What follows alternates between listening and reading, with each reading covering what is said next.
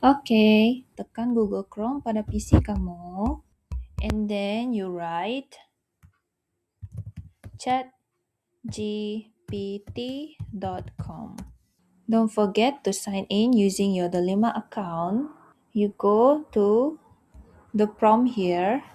You type create a futuristic poster of flying boats in Sarawak, Malaysia. Ni kamu tekan. This is the example. Sekiranya tidak berpuas hati, type arahan baru di bawah. Untuk pengetahuan semua, ChatGPT mengambil masa lebih lama berbanding Gemini, tapi hasil dia lebih cantik berbanding Gemini. Okay, contoh. Make the lights blue and neon purple.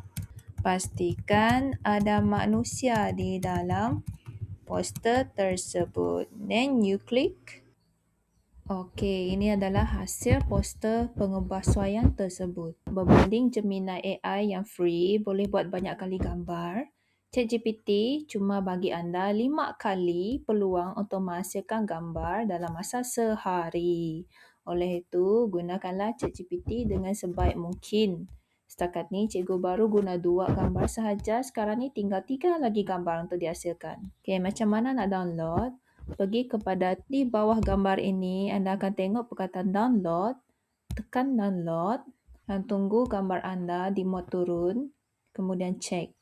Dan barulah anda boleh hantar kepada cikgu.